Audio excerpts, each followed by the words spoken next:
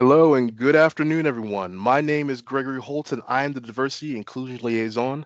And today's Diversity Speaks series is Healing Through History. This is a recorded session, so please be respectful and place yourself on mute during the presentation. If anyone needs captions for this presentation, it can be accessed by pressing the More tab, which is in the upper right-hand corner, then Language and Speech, and finally turn on Live Speech. If you have any questions, please place them in the chat and we will address them at the end of our presentation. Now, let me introduce to you the Executive Director of the Pennsylvania Human Relations Commission, Chad Dion Lassiter. Edie Lassiter, the floor is yours. Thank you so much, Gregory. I want to thank you, Gregory. I want to thank Director Brothman for organizing this. I also want to be mindful to thank our ASL interpreter, Kelly. It's a discipline, it's a calling, it's an art skill, and we're happy to have her in this space. Want to welcome everyone on this beautiful Friday. I'm excited. I had the opportunity to meet Brother Marcus Nicks last year when I was the keynote speaker for the Maryland Human Relations Commission and their Humanity Conference. The thing that captivated me and stopped me in my tracks was just his brilliance, as well as his commitment to the art form of storytelling, the African experience, and healing. I'm reminded of the African proverb, the lion's story will never be known if the hunter is the one that tells it. And equally for you, Brother Nicks, they should have had you as the keynote. I understood why they had me, and I did a great job. God gets all the glory, honor, and the praise. But your breakout session was so phenomenal that that's what compelled me to say to you, I need to learn more about this space, and it would be beneficial for the PHRC and also our external stakeholders to witness what I witnessed there. So, Gregory, once again, holding and touching and agreeing with you in this space, a day that, some people didn't make it. And the God of the universe allowed us to see this day. So thankful to be in this space. And I'll be taking copious notes, Brother Marcus Nicks. And we're blessed to have you in this space as well. Welcome, everybody, and looking forward to the presentation. Thank you, Edie Lassiter. Marcus Sankofa Nicks is a historian, an educational leader, and a healer activist. He serves as a college professor at Howard Community College of Howard County, Maryland. Within this role, Marcus supports his students by way of life skill development, and life skill coaching, and African American history education and cultural enrichment. He's a former educator in Maryland's Howard County Public School System for over 12 years and currently serves as a consultant for African American history museums. He's a proud husband, a father, and a son who is passionate about his role in uplifting his community and all of humanity. His mission is to empower individuals, families, and the community through culturally relevant trauma informed approach and through the lens of African American history and culture. Please help me welcome Marcus Nicks. Brother Marcus, the floor is yours. Greetings, to everybody tuning in. I am so grateful to be here speaking before those that have tuned in today. Let me first just give a note of gratitude and thanks to Brother Lassiter. Thank you so much, my beloved brother. I'm so glad that we connected recently at the Humanities Matters Conference. And I appreciate having an opportunity to continue to share what it is that I have learned and uncovered and researched in the field of history, education, culture, and so on and so forth. And I look forward to continuing to stay connected with you, dear beloved brother. And I'm looking forward to all that can come in the near future. And so I just want to say I'm excited to be here and I'm delighted to be here. And so I'm going to go ahead and get right into the business at hand because I'm sure you know, like I know, time flies when you're having fun, and I'm extremely passionate about this mission and devotion. And so I want to be able to share what it is that I can share for the time that we have. And I also am hopeful that we can have some space and some time to open up perhaps this session here for some discussion, some dialogue, and some therapeutic conversation. So, if that being said, we're going to get right into it. I do have a PowerPoint, a presentation ready, so just bear with me so I can get that queued up. Then we'll get rolling from there.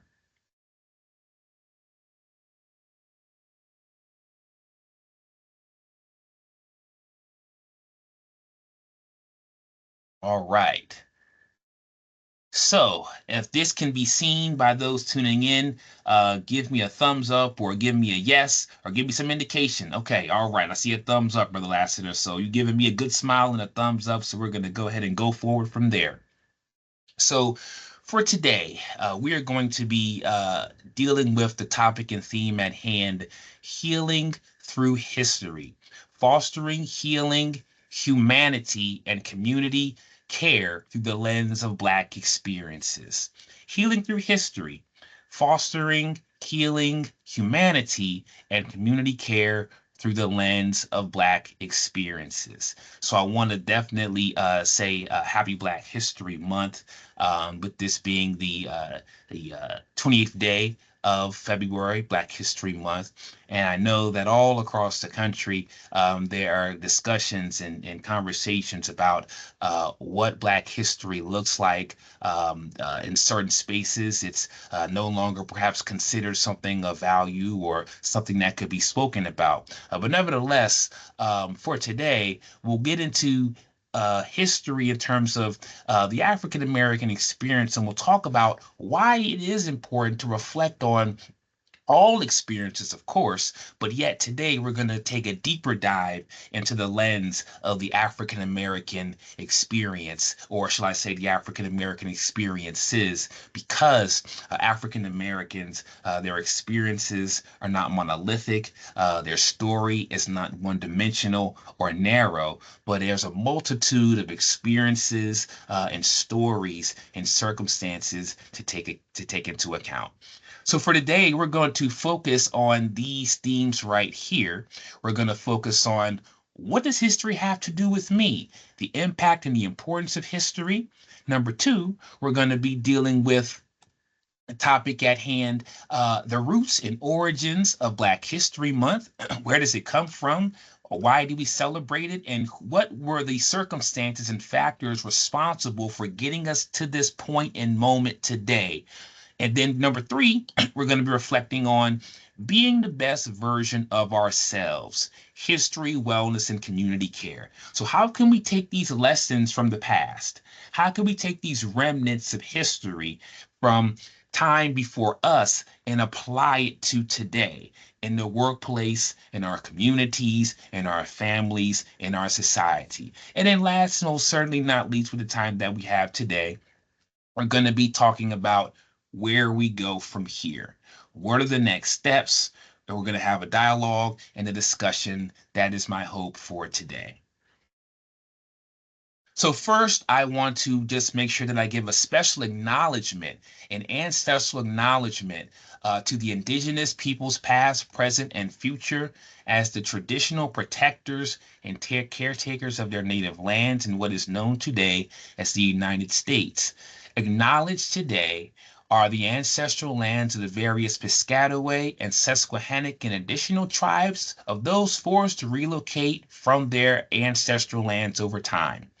Honor and respect is also given to the African individuals and populations throughout the diaspora whose legacy still lives on despite historic and ongoing violence and oppression. Their ongoing resilience, however, can serve as an inspiration to us all. And so I would be remiss if I did not stop long enough and pause and take time to really acknowledge those that have come before us, whose the land and the soil and the turf that is under our feet, those who were the original inheritors of this land. So for this year, 2025, Black History Month, and the theme of Black History Month comes to us by the Association for the Study of African American Life and History, also known as ASALH.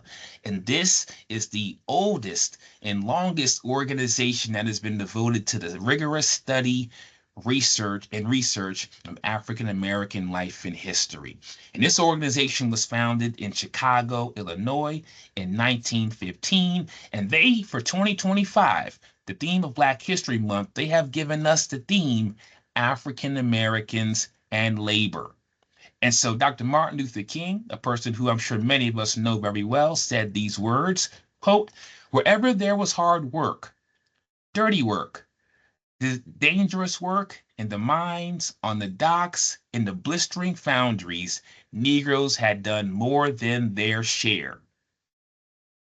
So when we think about what Dr. King is saying to us based on this theme that the Association for the Study of African American Life and History has given us, work, whether it was building successful Black communities, Black enterprise, or being in the workplace, organizing, innovation, we see that Black folk, African Americans, have played a tremendous part in shaping, molding, and cultivating our country to be what it is today. Don't take my word for it. Just let me run down the list and give us a few brief examples of some Black inventions, the likes of which many of us use every single day that came from the mind of a Black person. The air conditioning unit, the almanac, the clothes dryer, the curtain rod, doorknobs, elevators, fire extinguishers, folding beds, folding chairs, the fountain pen, guitars. That's right, guitars. Hairbrushes, the gas mask, ice cream scoops, uh, traffic lights, keychains, lanterns, locks, lunch pails, mailboxes, over 300 or so uses of the peanut credit to George Washington Carver, and so many things. And so these are just some examples of the many contributions by way of inventions of African Americans. And one thing that's important to know and remember is that many inventions and things that African Americans were able to put forth, they did not get credit for what it was that they put forth. Some of them were fortunate and able to get patents, and some of them were not. Nevertheless, whether they were enslaved or whether they were free, under the oppressive thumb of racism, discrimination, marginalization, and hostility, many of these African Americans still continue to strive. So when we reflect on the theme African Americans in labor, it's the resilience, the tenacity, the perseverance, and much more that we can celebrate and recognize the world over. John Henrik Clarke helps us understand what history is and how we can frame history moving forward. Dr. John Henrik Clarke, the historian, the educator, and author, said these words, quote, "History is a clock that people use to tell their political and cultural time of day. It is also a compass that people use to find themselves on the map of human geography. So history affects us all, regardless of our race, regardless of our nationality, our ethnicity. History gives us a point of reference. History, dictates where we grow up. It dictates who our parents are. History tells us how far we've come. History tells us a people or an individual what they've been. History informs us and tells us what we still need to do, where we still must go, and what still needs to be accomplished. History helps us situate ourselves. History helps us have context to our very own existence. And then we have some others who have perspectives on history and why history might be important. And the concept Sankofa, which means as we look to the past or as we look forward, let us never forget where we come from and reflect on the past. James Baldwin, the author, the writer, the social critic, said these words, quote, "History is not the past, it's the present. We carry our history with us. We are our history." And in a few moments, we'll talk about how history has physiological implications. And then we have Marcus Garvey, the Jamaican nationalist, the Black nationalist, the leader who had the largest organization of all time for Black folk, the UNIA, also known as the Universal Negro Improvement Association, where he had his own Starline ship industry. He had movie theaters. He had hospitals, a multitude of businesses, shops, and stores, and so on and so forth. And what he said was a people without knowledge of their culture, of history, is like a tree without roots. So what he's also telling us is that it's so important to understand history, because just like a tree or a plant, history gives us um, the roots of a plant are what give it its anchoring. The roots of a tree or a plant give it its nutrients and its sustenance. So without history, we don't know where we're going. Without history, we're not grounded. Without history, we're not anchored properly. So it's so important for us to understand history. Another perspective and way that we can imagine history is the perspective that comes to us by Isabel Wilkerson, who's authored a number of books. The Warmth of Other Suns is one of my favorite, that talks about the Black migration historically for African Americans. But in this book, Caste, The Origins of Our Discontent, she says these words as we reflect on history. When we go to the doctor, he or she will not begin to treat us without taking our history. And not just our history, but the history of our parents and grandparents before us. She goes on to say, as we fill out those pages of our medical past, what our bodies have been exposed to, and what they have survived, it does us no good to pretend that certain ailments have not beset us, to deny the full truths of what brought us to this moment. Few problems have ever been solved by ignoring them. So, even on a practical level, when we go to the doctor's office, they're going to take our history. They're going to ask about what runs in the family. They're going to ask about our kinfolk, our parents, and our relatives. If I applied for a job, chances are they're going to do a background check. So, history, once again, is very important and critical to helping us understand who we are, where we come from, and how we show up in this world. But see, as social creatures, as individuals who are physiologically wired to connect, human to human connection, history just doesn't affect us as individuals. History affects our mental health and the way we think, in our mindset, and our attitudes. It affects our health indicators. It affects our wellness outcomes. And it affects how we function and how we perform activities and how we maintain our relationships and how we adapt to situations and how we handle adversity. And so, what you see here on this slide is the wellness wheel. And we see the various dimensions of wellness, spiritual elements, the financial, the environmental, the intellectual, emotional, physical, the social. History affects every aspect of our being.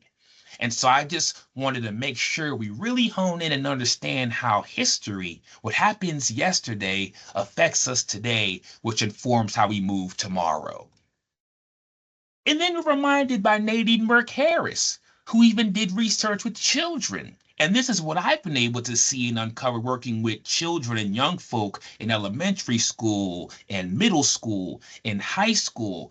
This notion or this idea or concept called ACE, adverse childhood experiences, what individuals go through. And even in this space today, some of us may have had our own trauma or may have had our own difficult experiences or might have experienced various forms of abuse or neglect or household dysfunction.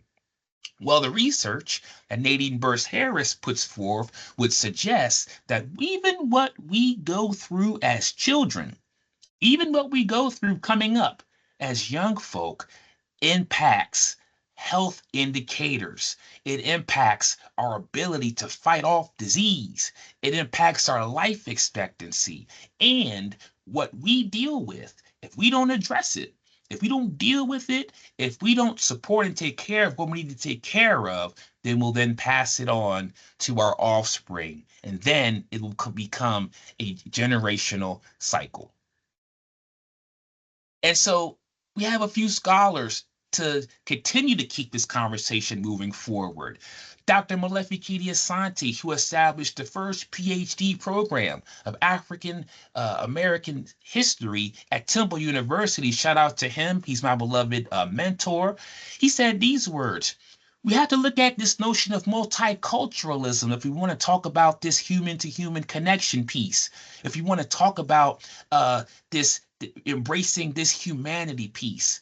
And what he suggests is multiculturalism or having environments that foster inclusivity. We have to take on the idea of what he would refer to as Afrocentricity. And what he would say about that is that that has to be first and central. Included are considerations of all racial groups. So we can look and say that those of all racial groups have contributed to society. Yes, they have. But what he argues is that we have to definitely acknowledge Africa as the starting place of humanity. And it's important to acknowledge Africa as a starting place of humanity because for so long, Africa and the concept and what has to do with Africa has been demonized, has been delegitimized. The picture of Africa has been painted barbaric, savage, uncivilized. I remember on Sunday, watching those feed the children commercials. I would see, the Sunday morning service. And then when the commercial would come on, I would see, these malnourished children, these children of a darker hue that were, in different places across the country in Africa, and they looked unkept, they looked unwell, they looked malnourished, they just looked unhealthy. And I would say to myself, and this was something that I remember even as a child, as I remember even to this day, I used to say to myself, why are they showing these children looking like this? I didn't see other groups of children looking like that. I only saw those children. So how we imagine history and the imagery is very, very important. And then we have Dr. Joyce King, who talks about African American experiences not just only serving as a indispensable model and tool to heal and empower Black folk. Listen to me very carefully, everybody. The experiences through the lens of African Americans can be functional and something that can foster healing and empowerment to all groups in all walks of life. Because we can look at the experiences of those who have been denied the right to vote, those who have been denied literacy opportunities, those who have been pushed on the margins, who have been discriminated, those who have been racially profiled, those who have been considered three-fifths of a human, those who have had historic inequities past and present, and we can have empathy for that. Anybody can have compassion for those experiences. Anybody can be inspired from those experiences. Anybody can garner or muster motivation from those experiences. So we're talking about the lens of African Americans and looking at it in a way that's going to bring us closer together. See, oftentimes when we look through the experience or the lens of a particular group, we could easily say, oh, well, what about me and mine? I hear you talking about the struggle that y'all been through. What about me? What about my folk? So, to be very clear, as we reflect on the experiences of African Americans and look through their lens, it doesn't diminish the experiences of other people, but it just puts a spotlight and a lens on that which African Americans have been through. Those who have been through Jim Crow segregation, those that have been through enslavement, chattel enslavement, those that have been pushed on the margins, and those who have been outside of what we might consider the democratic terms. And so, one person who's a pioneer, who's a trailblazer, who we have to give his flowers, is a man by the name of Dr. Carter G. Woodson, who was deemed the father of Black History Month.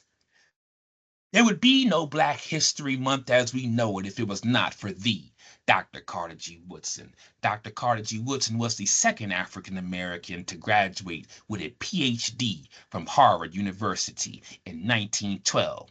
And for those who may not be aware, the first person to graduate with a PhD was W.E.B. Du Bois, the Dr. W.E.B. Du Bois in 1895. And Dr. Carter G. Woodson said these words, quote, If a race has no history, it has no worthwhile tradition. It becomes a negligible factor in the thought of the world, and it stands in danger of being exterminated. Dr. Carter G. Woodson came up through the muck and mire of oppression and didn't get formalized education until he was close to 20 years old. Yet, from the time of his life, from 1875 to 1950, he devoted his life to what he referred to as a life and death struggle, working 18-hour days and continuing to press and push so that way African American history could be legitimized. He didn't just speak about it rhetorically or speak about it emotionally. He had to back what he said about African American history with backing and scholarly research and scholarly sources to substantiate what it is that he had to proclaim.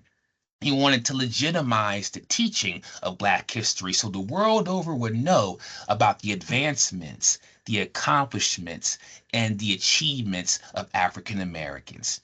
And he also wanted to popularize Black history for everyday folk, regardless of what age, regardless of what color, regardless of status. He wanted to make it relevant and applicable to everyday folk.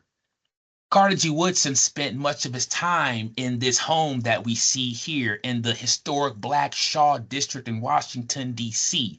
He was a proud Black Washingtonian, and this here was his publishing house and his three-story home where he resided.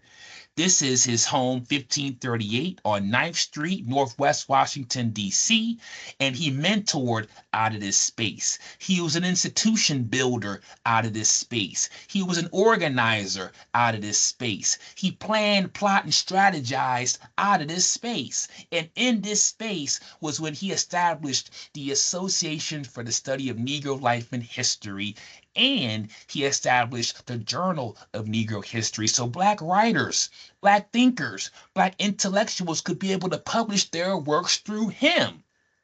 He also helped institute with his organization Negro History Week. So before we had Black History Month as we know it today, a full-fledged month, and don't get it twisted, Black history is 24/7, 365. He had to institute it as a celebration and a holiday to be recognized. And so in 1926 was when Negro History Week was established and erected by his organization, the Association for the Study of Negro Life and History. And then later on, it would become ASALA, the Association for the Study of African American Life and History. Dr. Carter G. Woodson understood how history affects us. Dr. Carter G. Woodson understood that the importance of telling the story of the trials and tribulations of African Americans. Dr. Carter G. Woodson said in his writings, quote, "The first lynching takes place in the classroom." He argued that it's traumatic for a Black child to be told that they're ugly, for a Black child to be told that they did not do anything to contribute to civilization. He said it is very damaging to the child's self-esteem, their concept of self.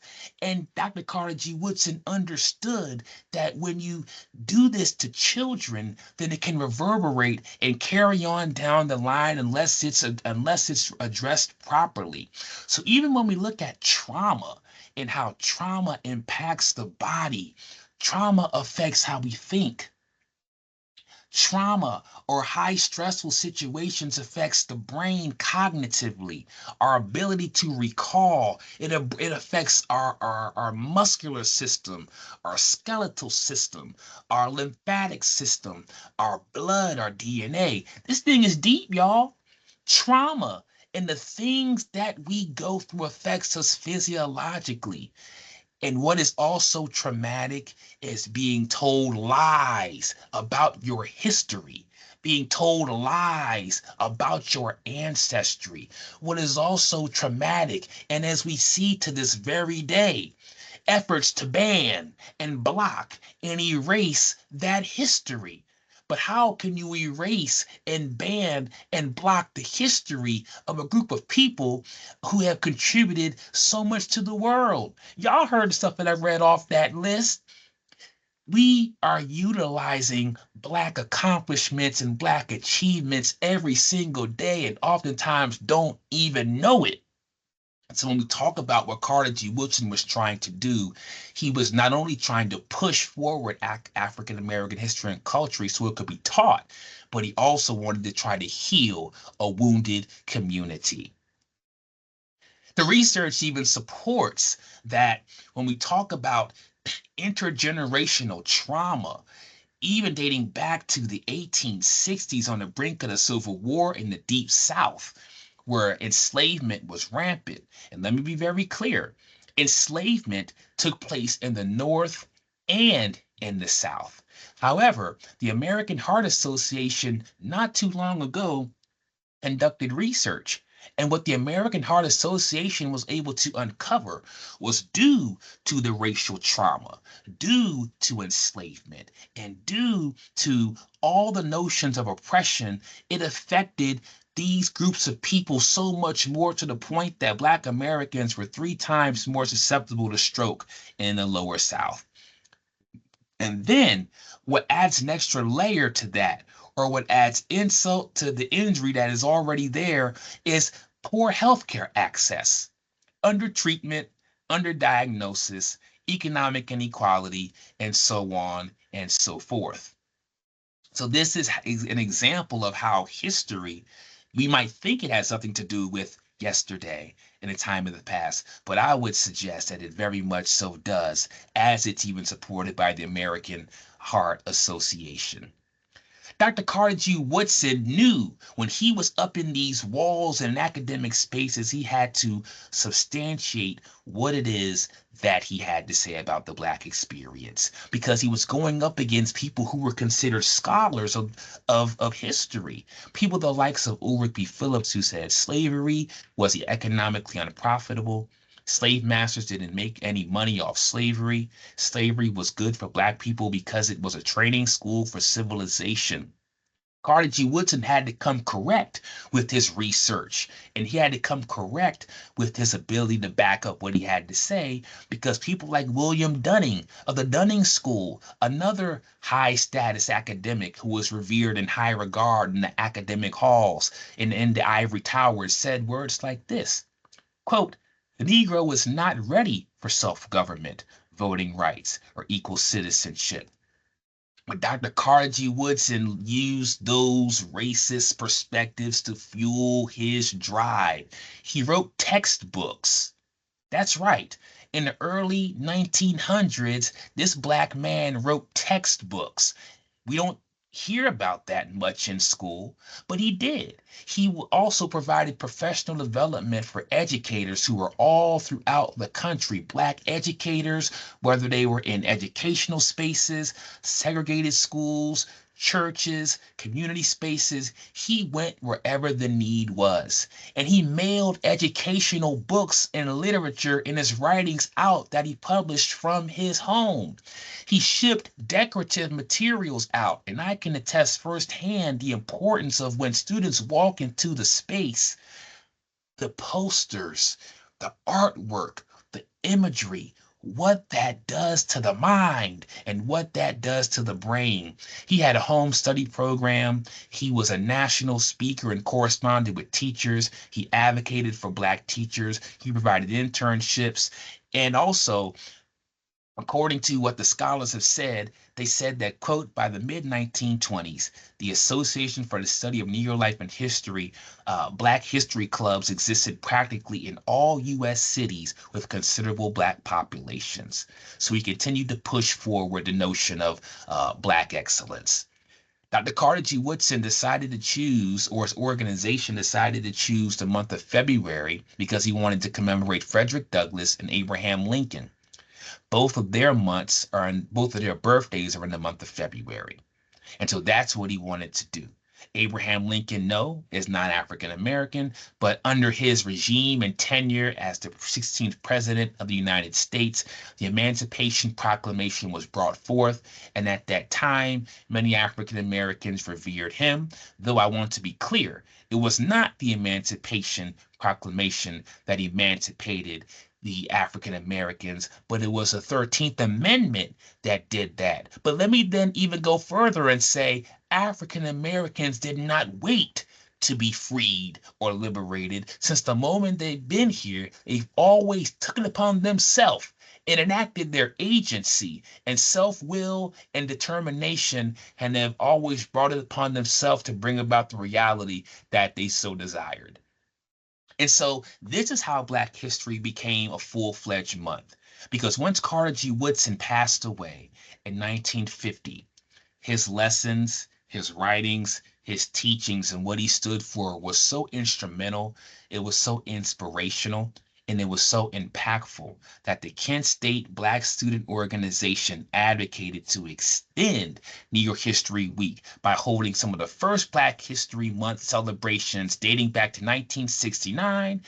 And then by 1976, President Gerald Ford officially nationally recognized it as a full-fledged month. And that is how we got to Black History as a full-fledged month. History can inspire. So it wasn't just those Kent State youngsters that were part of the Black organization that were inspired and uplifted.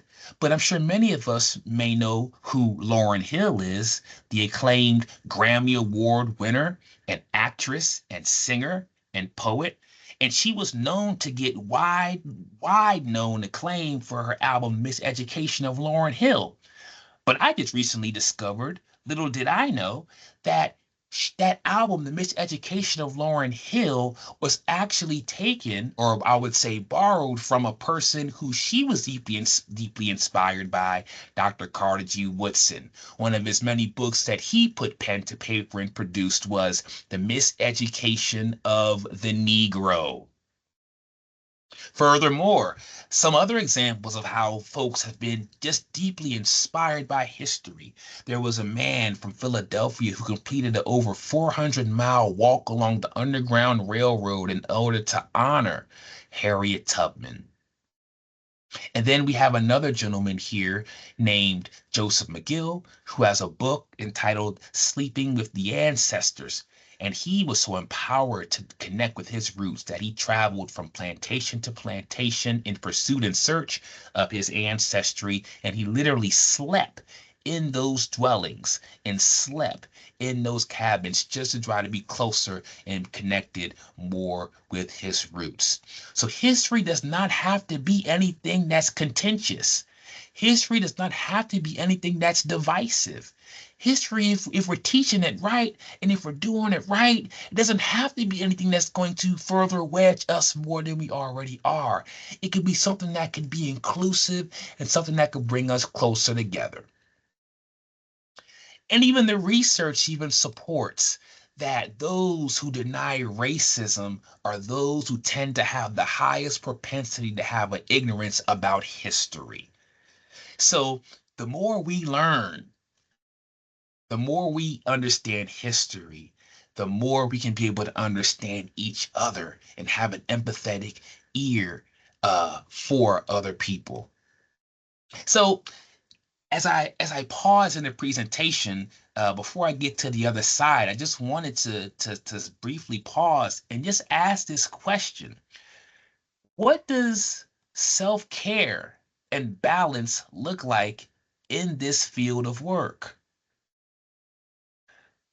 What does self-care and balance look like in this field of work? As social justice crusaders, as those who are serving the community, I really want to put this question on us today to reflect on. Because in order for us to show up in the best version of ourselves, in order for us to be able to give the best to our vocations and to devote ourselves and commit ourselves to the highest degree possible, I would say we have to take care of ourselves. And I believe a healthy work-life balance can definitely do us all some good. So when we talk about healing through the lens of history, there's a few things that I would prescribe for us before I go ahead and wrap it up, and before we go ahead and get into a conversation, if you will. I would say that number one, we have to employ critical wellness strategies. Number two, we have to think about things like cultural immersion and what that can do for us. Number three, we have to embrace counter narratives. Number four, cultural and historic preservation can be significant. And number five, we must connect with our roots. Smooth winds don't make skillful sailors, as the African proverb suggests. So no one said it'd be easy, yet it is worth the work. So when we talk about the first aspect of this, critical wellness strategies, we talked about healing. Healing. We talked about history already, the importance and significance of that, but healing. So I would say all of these things right here: rest, getting sleep, exercise, movement, help setting boundaries where we need to, stretching, drinking water, going out into nature, experiencing, the sun and the wind and the trees and connecting with natural things, mindfulness. I personally like to meditate when I can, to center myself and ground myself. The relationships that we have, doing something fun, novelty, picking up a hobby if we don't have one, therapy, processing what might be swirling around in our minds, and monitoring what we eat. The news is going to continue to be heavy. The media is going to continue to be heavy. Articles and the social media platforms are continue to do what they do, but how are we going to manage how we let that stuff control our brains, and how do we let that stuff control our minds? Having outlets of expression, whether we tap into the arts, whether we tap into music.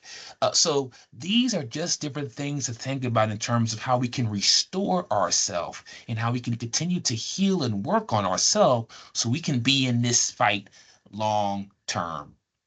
The second thing that I want to press upon us is the importance of cultural immersion. Cultural immersion would suggest diving into a culture and surrounding ourselves in it.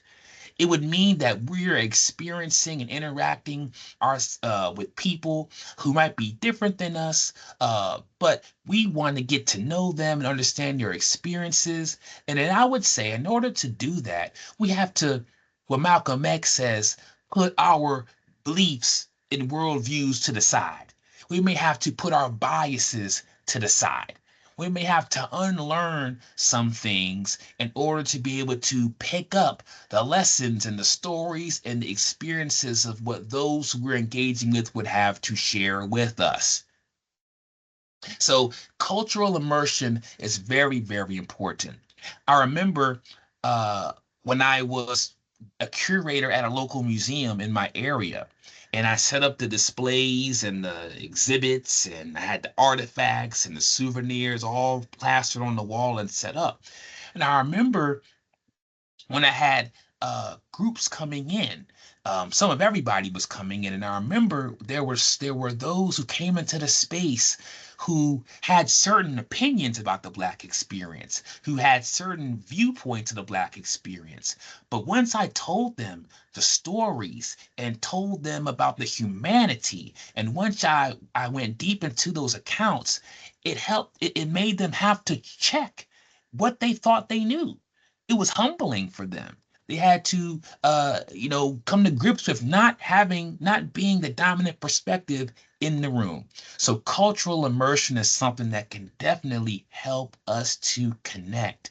And I believe that's very important because everybody has something to bring to the table. The next thing that is important is for us to embrace counter narratives. When I was, young in school, I was told certain things that just weren't true.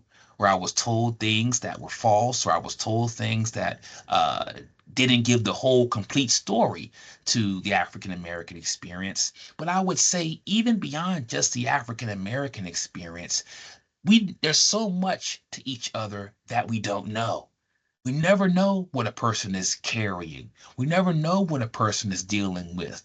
And to speak to the power of narrative and the power of story and how this stuff is passed down from generation to generation to generation, there was a research study done called Stereotype Threat. And they took students who were school age students, who were high achieving students, intellectually strong students, and they gave them a test. And this was a standardized test. And the students took that test and they took the same exact test and gave it to a different group of students who had the same level of IQ, so to speak, or intelligence. And the difference, though, between group A and group B, though the test was the same and the students' intellectual capacity was the same, the second group had to check off a box that indicated what race they identified with, what race they belonged to. This wasn't the case for all students, but many of those students who had to check off what race they identified with took the test and got significantly lower results. It had nothing to do with how strong they were cognitively. It had nothing to do with how intelligent they were. What they discovered was having to associate with something that had historically been viewed as negative sparked performance anxiety. Having to associate with a narrative that was passed down from generation to generation to generation sparked negative self-talk. And those students, they sweated. It took them a longer time to complete their test. Some of them didn't complete it at all. Some of them had to take frequent breaks and they were frustrated. So their body automatically went into fight, flight, freeze mode, and they could not exercise higher order thinking skills because of the stories that were passed down. So, counter narratives help us look at history and say, no, we can give agency to African Americans. We can give resilience to African Americans. They have triumphed. They have been victors instead of looking at them in a deficit based perspective. So it's important to balance the perspectives and way in which we view the Black experiences. And then perhaps there's somebody in this space today who's navigating grief. Perhaps there's someone in this space today who's dealing with the loss of a loved one. Well, history can also help us heal through that as well too. There's a sacred, um, uh, very old ancient tradition called libation, where you pour some spirits, or you pour water in a vessel into the earth, into the ground, and you utter the names of your ancestors or those who have gone before you as a way to connect with them, because the concept for certain ancient cultures and groups and schools of thought would say life is not over when you die, but life is a complete holistic cycle.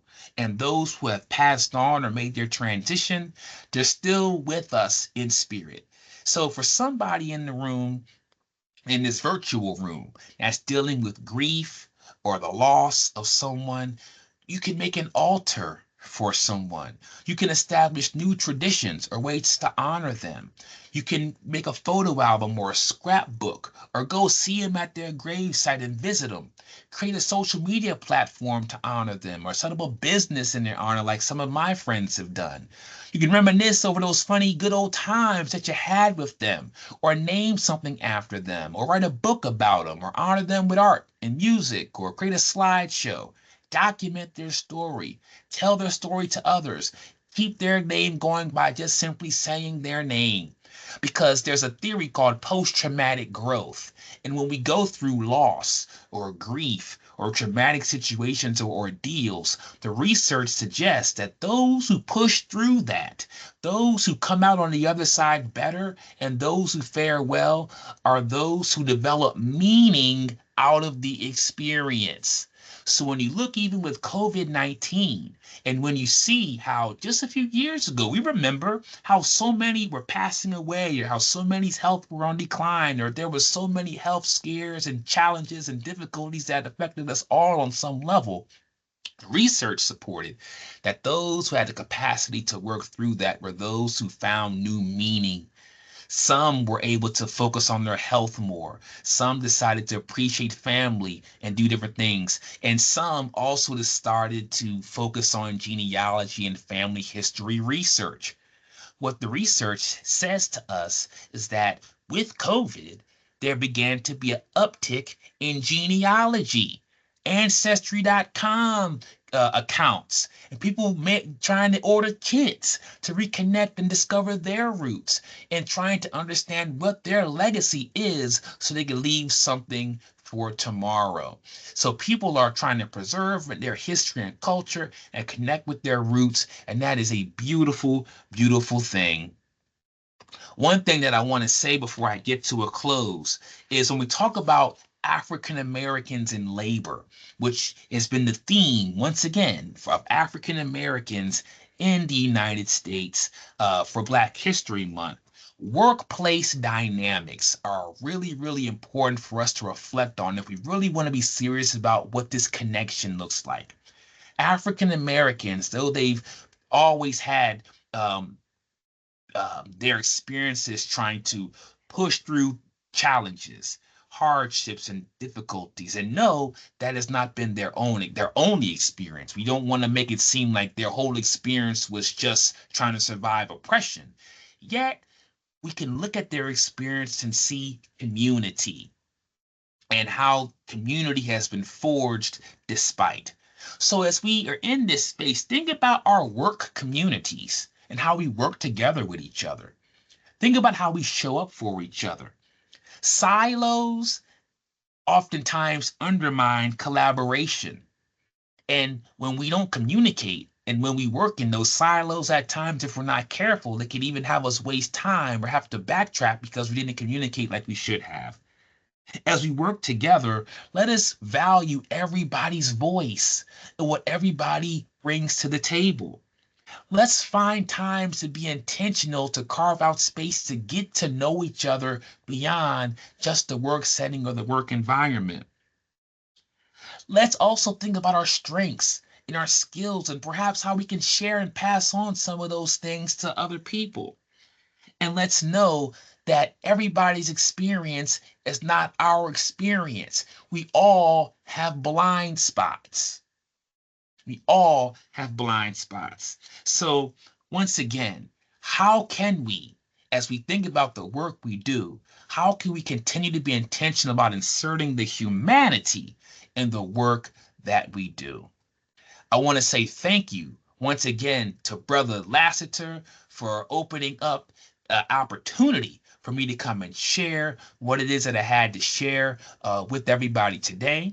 Here is my contact information. If anybody has any questions, or if anybody has anything that they want me to follow up with, or if anybody wants any resources or information, my website is here. You can also go to YouTube, History Heals Consulting, and see my talk series. I'm on season 2 now, where I have episodes with guests and scholars and those who are history workers talking about the importance of history and how we can heal from it. My social media handles are there. My contact information is there. I definitely wholeheartedly appreciate the opportunity to be able to present and engage with us today. So as I get to a close, and I want to make sure that get that off there. As I get to a close, I just want to, if I can, the time that we have left, open it up to see if anybody has any questions, any comments, or reflections. I'm going to stop sharing my screen right now, and then after that, I'll then turn it over to my beloved brothers, and we'll go from there. Thank you very much. Thank you for that wonderful presentation. So if anybody has any questions, please just come off of mute. Feel free to put in a question in the chat. Now's the time that if you have a question for our presenter, you can bring it forward.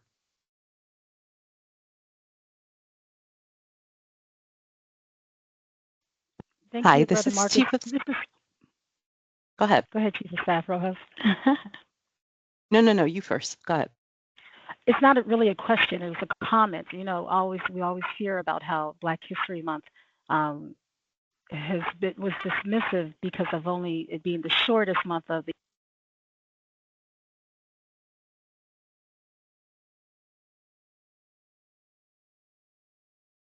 Lost you for a sec. She's going to type it in the comment Okay, chat. I'm here. There Here, she goes. my audio is going out. Here I go again. Thank you so much for bringing in the history of that to let us know why they actually chose the month of February. So thank you for that information. I myself appreciated that. So thank you. Yes, no problem. Thank you for offering that. And Dr. Carter G. Woodson, though we wanted to institute something that could be celebrated the world over, what he wanted to be clear about was February was supposed to recognize the teaching and the learning of Black history year round, not just waiting for February. But nevertheless, as I said before, we could celebrate Black history anytime we choose and don't need any permission to do so. So thank you so much for your offerings and for your reflections. Is there anyone else who has anything to offer in this space?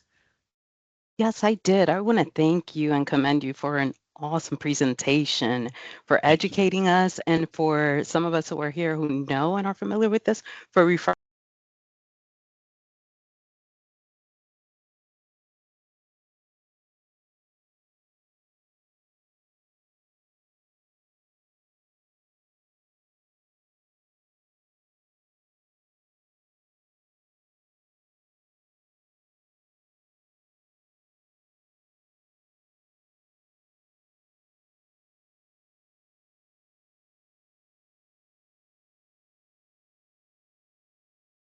We applauded when we found out who she was, and she said, please stop. She would rather us wave our hands because of the noise and how loud it was. So the trauma is real, it's lasting, and thank you so much for highlighting the importance of us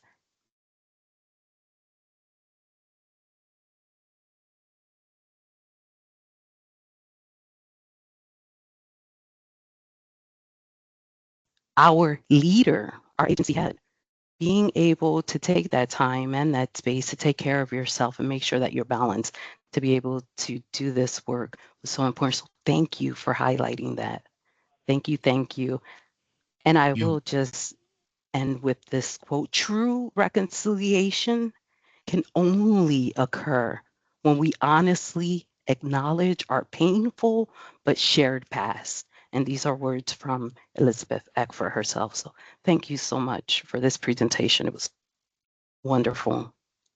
You're most certainly welcome. I appreciate the quote, what you offered and what you shared. And when we talk about this healing work, which is oftentimes not easy, but it's so important and it's necessary in many facets, we don't have to do this alone. And that's why in this presentation, what was even in the title and theme was the community care piece. Yes, there are some things we can do with individually, but now more than ever, when we can come together and be about this healing process, we can become even stronger. So thank you so much for offering what you offered in this space, and all the best to you and everybody else who's here. Thank you. Wanda Hunter, you had your hand up. You're on mute. Yes, there was really something that struck me in the presentation this afternoon. My son, who is now 60, so I'm telling how old I am and what generation, but in kindergarten, he did poorly on a test. And that brought back when you had said about how poorly, or the things, not knowing why things happen, just brought me to mind that there was that trauma that I was not aware of, and evidently he was not aware of, that he did poorly on the test.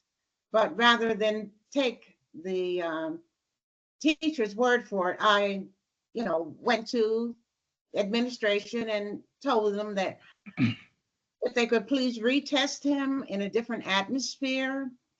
I mean, it just kind of shook me this afternoon that all of that trauma that I didn't know that I had, nor my son, uh, who is, like I said, is now 60, has graduated from college and has, all degrees and all that. They wanted to hold him back because he did poorly on a test. And that was just, it's traumatic for me right now. I mean, I just, but thank you. Thank you so much. You're welcome. And I'll say this to what you said. Thank you for being vulnerable and sharing what you shared. There's this concept called hazy trauma. And hazy trauma would the way it works is when we feel certain sensations, or we go through different things, and our body is reacting to things, but we are not sure how to explain it. We're not sure how to describe it. It's hard to even put it into words. And I know oftentimes even our young folks may fall. Now, this could be anybody, not just young folk, but I know especially our young folk may not even have the vocabulary to explain that. But nevertheless, um, you know, uh, there's so much that we may be carrying with us that we may not even be aware.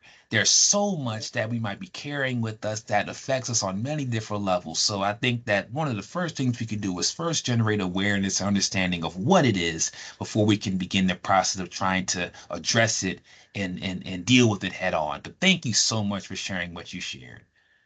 Yeah, I just wanted to chime in and say brilliant presentation from beginning to end. And I think in this moment that we find ourselves, it's very important to have presentations like this.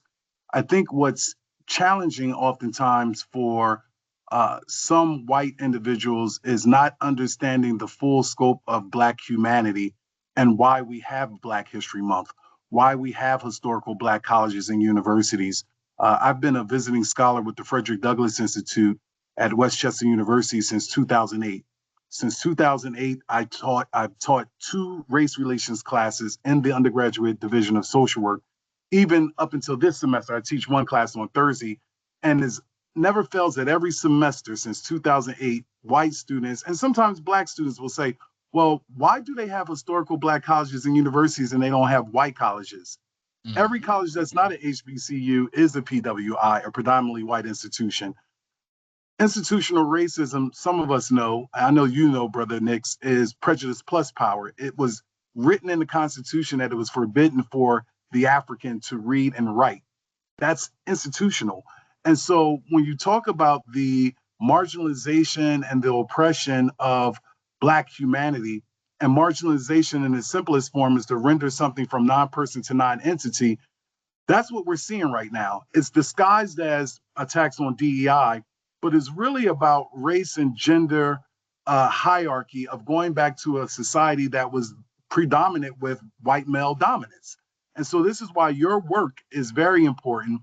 Your work, along with the work of Dr. DeCrew Leary, post-traumatic slave syndrome disorder, yes, sir, is important, because as Black people, and just people in general, but in particular, the experiences, the very peculiar experiences, the double consciousness that Du Bois talked about, the Black experience in America is a traumatizing experience. Jimmy Baldwin wrote about it. And so I'm glad that you talked about what do we do to try to heal. Therapy, adaptive ways of coping, whether that's, chanting, whether that's, making salat, whether that's singing in your choir, whether that's going for a walk, whether that's praying, whether that's fasting. All those things are important, because what typically happens for those of us who are in the space, I think we all are in the space, we're all dealing with some form of racial fatigue, racial trauma. But for Black leaders in particular, it's not the systems of meta racism, it's not the institutional Indiana racism, boy and it's his not grandfather caught lightning in a bottle during a recent trip to a local. it's not those things, but it are those things. but it's those of us who are in the space doing the work, right? And so that's why it was very important to have you in this space, because we don't want any race or ethnic group operating from a space of superiority or inferiority. But the history of Black people in America is why we have this history month, even though, as you say, it's 365. Why a lot of people are awakening to the moment of, oh, time out. He wasn't a great emancipator. We had Juneteenth. And so just want to once again commend you and just encourage you and others to continue to tell stories and tell your stories, because there's power in storytelling.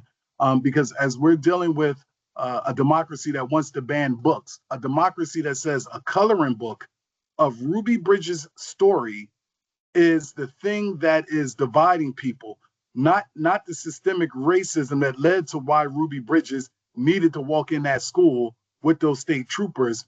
We're at a tipping point, and it's not a fatalistic thing to say this. I don't think a lot of people recognize the tipping point that the democracy is at, and that's why we have to get read.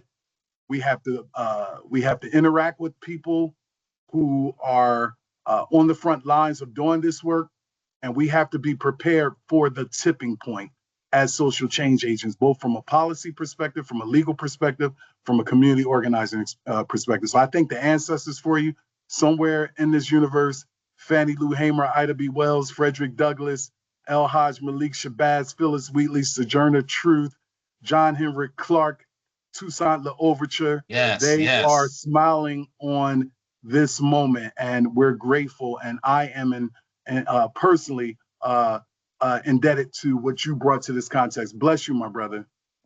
Thank you so much. Thank you so much for those kind words. And um, you know, you're absolutely right. In this particular day and age, and I say this to those who cross my path, we may not be able to control everything, but there are things that we can control. Um, we also have a lot um, that we can do in terms of how we respond and how we react in any position of leadership, whether we are social change agents or activists or parents or any type of care or support we give. It's important for us to make sure that we are taking care of ourselves, because that's going to dictate our longevity and our capacity to withstand that which comes our way. And so that is very, very important. That's very, very critical. And one of the things I just want to say in this space, we do not need to panic. We have been here before. We gonna be all right, because our ancestors and those that have become before us have already given us a blueprint, and they have already given us a roadmap. All we have to do is tap into what Brother Lassiter has said, is read the works and engage ourselves with what those that have come before us have done. And that is where the sweet spot is. And those lessons we can make applicable and relevant for today. My father was a Baptist preacher from out of Chicago, said these words one time from his pulpit that I'll never forget. He said, faith is acting like a thing is so, even when it's not so, in order that it might be so. So, one of the things that we have to also remember is that we've always moved in the spirit of uncertainty. We've always moved in the spirit with this anxiety or not knowing what is next. But I would say our biggest human resource has always been each other. I thank everybody so much for this opportunity. Can't forget you either, Brother Gregory. Also good to connect with you. I'm glad we connected in this process. Hey, thank you so much. I wish the best to everybody. This was great. I'm so honored and blessed to be in this space. Thank you very much, everybody. Thank you, Brother Nix, for once again an amazing presentation. I'm glad that we got to connect with you. I told you I was excited for you, and you definitely proved for us. So I also want to thank everyone else who came to this presentation. And join us once again next month, because we're going to have another presentation too, an informative series. So thank you once again, and everyone have a great, wonderful day. Thank you. All right.